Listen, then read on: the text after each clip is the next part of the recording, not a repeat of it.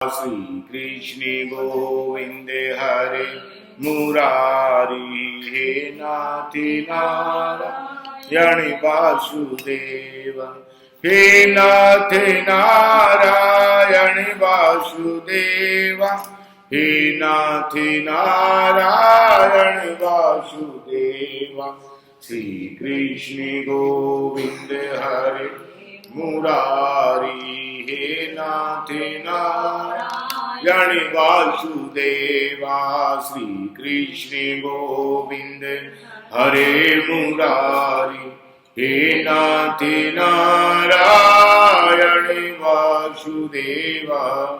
बोले विष्णु भगवान की जय, परमा एकादशी की जय हो।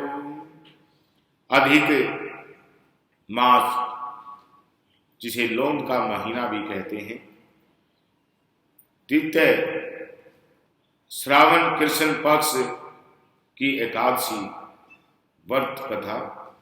श्री युधिष्ठिर बोले कि हे जनार्दन, अब आप अधिक लोन माह की कृष्ण पक्ष की एकादशी का नाम तथा उनके व्रत की विधि बतलाइए। नाम का तथा उनके जो भी फल मिलता है वह सब मुझे कृपा करके बताइए। श्री कृष्ण भगवान बोले कि हे राजन, इस एकादशी का नाम परमा एकादशी है। इसके व्रत से समस्त पाप नष्ट होकर इस लोक में तथा परलोक में मुक्ति मिलती है। इसका व्रत पूर्वोक्त विधि से करना चाहिए और भगवान नरोत्तम की धूप दीप नैवेद्य पुष्प आदि से पूजा करनी चाहिए। इस एकादशी के विषय में एक मनोहर कथा जो कि महर्षियों के साथ कांपिल्य नगरी में हुई थी वो मैं कहता हूं, आप ध्यान पूर्वक श्रवण कीजिए। कांपिल्य नगरी में सुमेधा नाम का एक ब्राह्मण रहता था। उसकी स्त्री पवित्रा, अत्यंत पवित्र तथा पतिव्रता थी। वह किसी पूर्व जन्म के कारण अत्यंत दरिद्र थी। उसे भिक्षा मांगने पर भी भिक्षा नहीं मिलती थी। वह सदैव वस्त्रों से रहित होते हुए भी अपने पति की सेवा करती रहती थी। वह अतिथि को अन्न देकर स्वयं भूखी रहती थी और पति से कभी कोई वस्तु के लिए नहीं कहती थी। जब सुमेधा ने अपनी स्त्री को अत्यंत दुर्बल देखा तो बोला कि हे प्रिय, जब मैं धनवानों से धन मांगता हूं तो वह मुझे कुछ नहीं देते। गृहस्थी केवल धन से ही चलती है। अब मैं क्या करूं? इसलिए यदि तुम्हारी राय हो तो मैं परदेश जाकर कुछ काम करूं। उस पर उसकी स्त्री विनीत भाव से बोली कि हे पतिदेव, पति अच्छा या बुरा वह जो कुछ भी कहे पत्नी को वही करना चाहिए। पूर्व जन्म में जो मनुष्य विद्या और भूमि दान करते थे उन्हें भी इस जन्म में विद्या और भूमि मिलती है। यदि कोई मनुष्य दान नहीं करता तो भगवान उसे केवल अन्न ही देते हैं। मैं आपका वियोग नहीं सह सकती। पति रहित स्त्री की संसार में माता पिता भ्राता ससुर तथा संबंधी आदि निंदा करते हैं, इसलिए आपको इसी स्थान पर रहना चाहिए। बोले विष्णु भगवान की जय। एक समय कौंडिल्य मुनि उस जगह आए।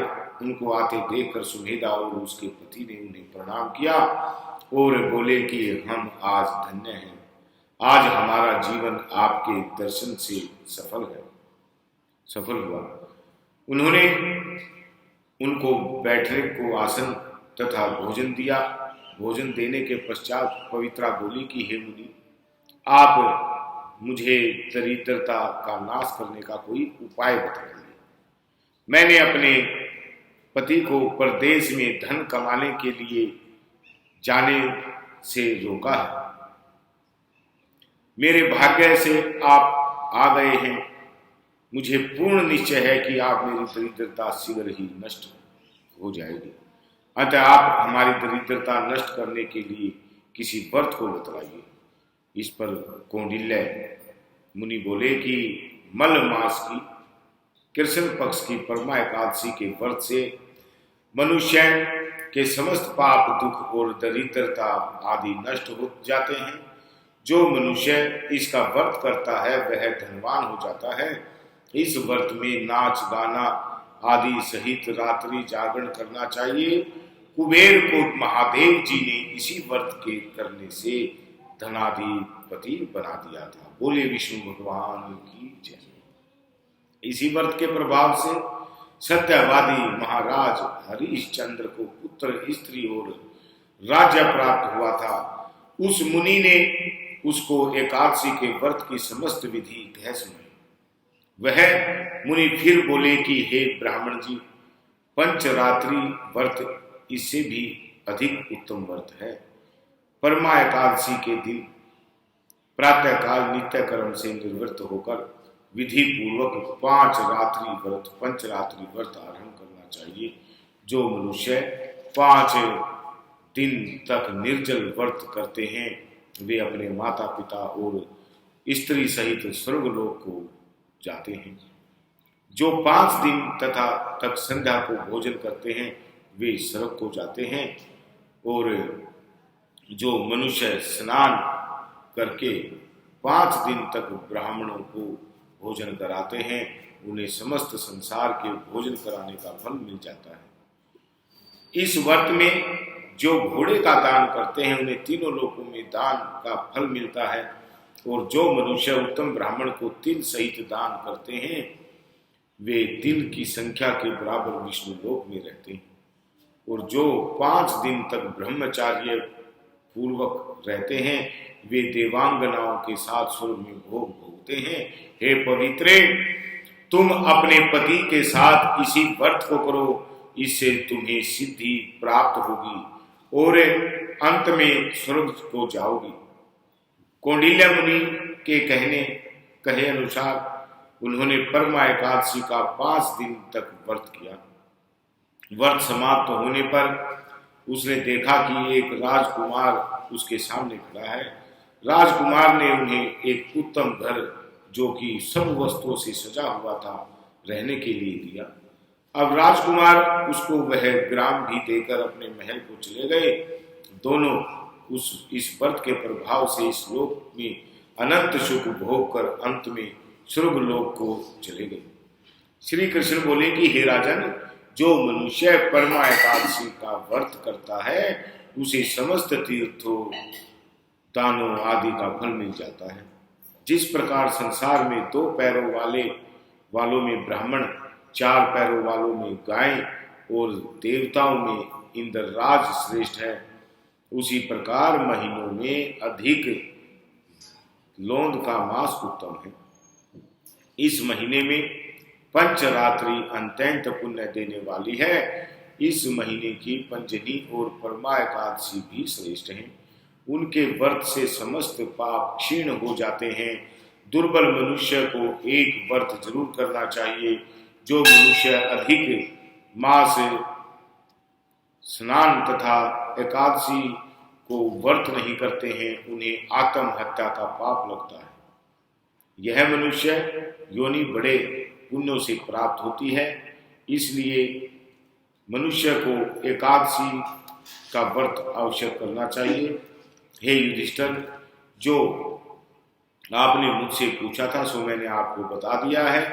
अब आप इसका व्रत भक्ति पूर्वक कीजिए। जो मनुष्य अधिक मास लोंद की परमा एकादशी का व्रत करते हैं वे स्वर्ग लोक में जाकर इंद्र के समान सुख को भोगते हुए तीनों लोकों में वंदनीय होते हैं। बोले विष्णु भगवान की जय। ओम नमो भगवते वासुदेवाय। ओम नमो भगवते वासुदेवाय। वासुदेवाय कृष्ण देवाय। वासुदेवाय कृष्ण देवाय। ओम नमो भगवते वासुदेवाय। ओम नमो भगवते वासुदेवाय। कैसी सुंदर है सूरत मेरे श्याम की, कैसी सुंदर है सूरत मेरे श्याम की। राधे जपती है माला तेरे नाम की, राधे जपती है माला तेरे नाम की। ओम नमो भगवते वासुदेवाय, ओम नमो भगवते वासुदेवाय। बोले विष्णु भगवान की जय।